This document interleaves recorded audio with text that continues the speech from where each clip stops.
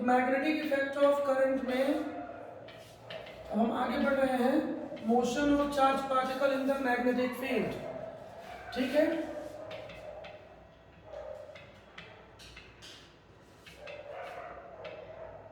Root over 2m EK, EK means kinetic energy, kinetic energy. Linear momentum और kinetic energy में single relation होता है। ठीक है, फिर काइनेटिक एनर्जी या work done is equal to क्या होता है, QV। क्या होता है, QV। समझ में आ रहा है, where V is potential difference, where V is potential difference. समझ में आ रहा है। So R is equal to आ गया था पिछली क्लास में 2m QV अपॉन QB। ये फॉर्मूला तभी यूज होगा जब क्वेश्चन में ऐसा कुछ बोलेगा, लैंग्वेज सुन लीजिएगा, charge particle accelerated bye potential difference V। Question में ऐसा बोलेगा, charge particle accelerated bye potential difference V। Charge particle को V पोटेंशियल डिफरेंस से एक्सेलरेट किया गया है।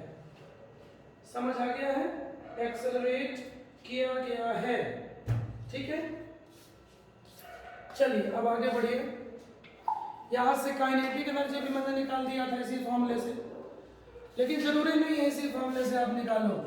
Kinetic energy is equal to होता है हाफ mv स्क्वायर या p square by 2m। Momentum is equal to root over 2m ke।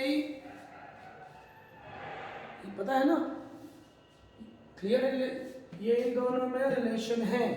तो कई तरीके हैं काइनेटिक एनर्जी फाइंड करने के। R इज इक्वल टू रट डालो, ये फॉर्मूला रट डालो, मास वेलोसिटी अपॉन QB।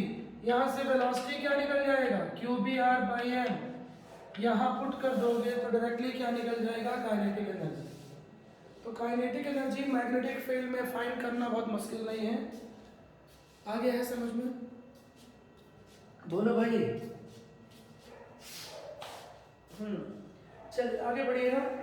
अब लिखिए केस 1, जो इंपॉर्टेंट कंसेप्ट है।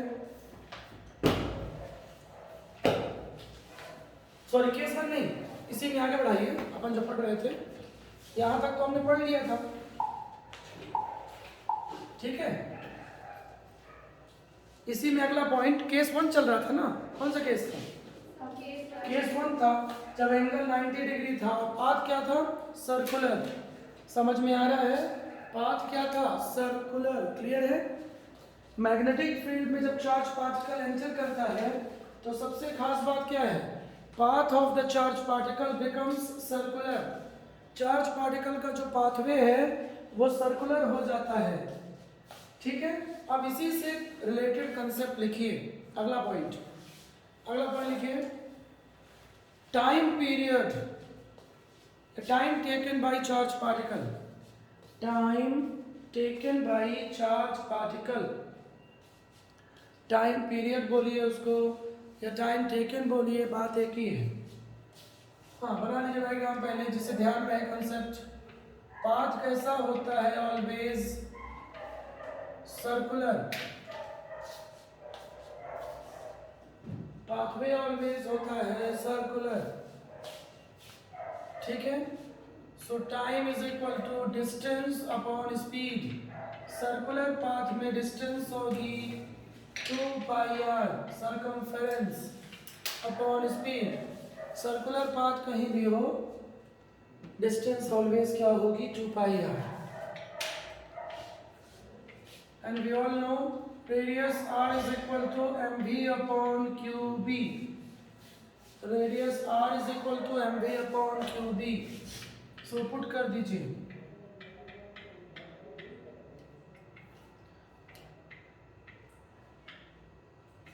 Upon v।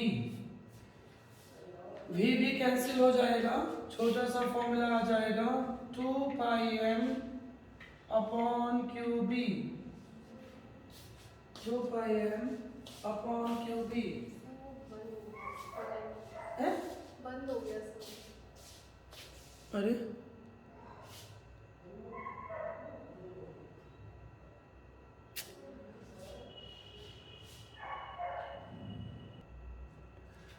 हाँ जी, so time period is equal to आ गया 2 pi M by Q B.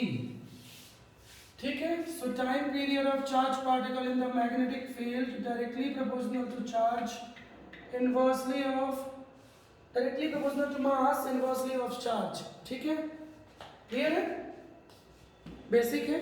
अब टाइम आप कहीं भी कैलकुलेट कर लीजिए, तो टाइम का रेसिप्रोकल क्या होता है? फ्रीक्वेंसी। नीचे लिखिए, सो फ्रीक्वेंसी,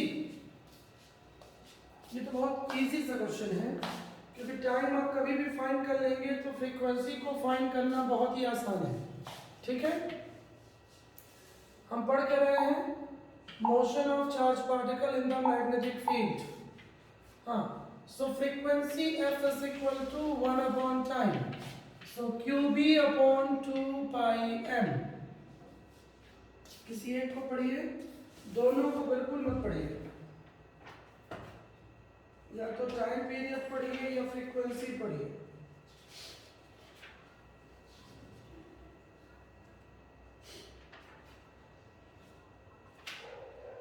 हो गया है, क्लियर है।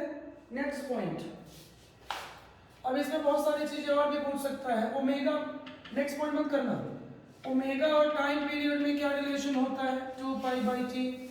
ओमेगा और फ्रीक्वेंसी में क्या रिलेशन है? 2 पाई एफ। पता है ना, तो ओमेगा निकाल सकते हो, फ्रीक्वेंसी को यहाँ पुट कर दोगे या टाइम को पुट कर दो, तो ये तो ऑर्डिनरी क्वेश्चन हो गया। ठीक है, अब लिखिए नेक्स्ट पॉइंट जो इंपॉर्टेंट है। नेक्स्ट पॉइंट लिखिए, हाँ, we know that when charge particle enter normal to the magnetic field, normal to the magnetic field, normal to the magnetic field, theta bracket में लिखिए 90 डिग्री।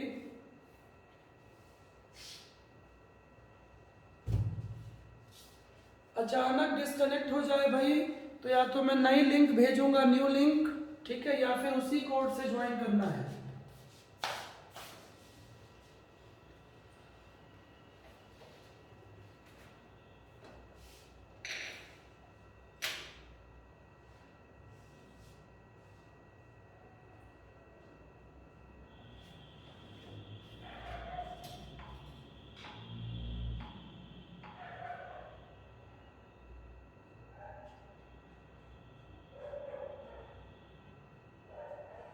ठीक है, चलिए, तो when charge particle enter normal to the magnetic field, normal means पढ़ चुके हैं अपन, path of charge particle क्या हो जाता है? सर्कुलर। लिखिए, path of charge particle becomes circular.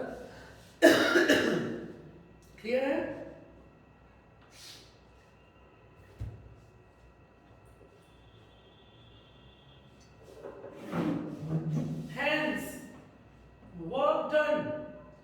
work done in the magnetic field.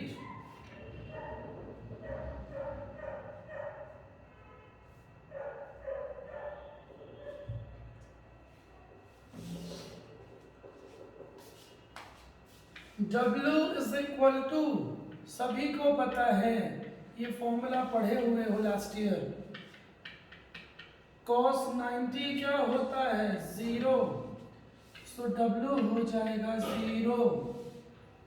ये बहुत छोटा सा क्वेश्चन है थ्योरी का, बट बहुत कंसेप्चुअल है, जबकि इलेक्ट्रिक फील्ड में ऐसा कभी नहीं होता। इलेक्ट्रिक फील्ड में वर्क डन कभी 0 नहीं होगा।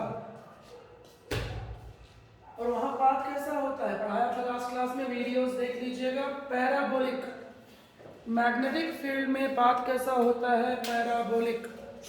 समझ आ रहा है? So in the magnetic field work done क्या हो गया? 0। ठीक है, डाउट्स लगे तो मैं वीडियोस बना रहा हूँ इसीलिए। आगे बढ़िए फटाफट। तो मैग्नेटिक फील्ड में पाथवे क्या हो गया? सर्कुलर। Work done 0। ब्रैकेट में लिखिए, उसमें लिखिए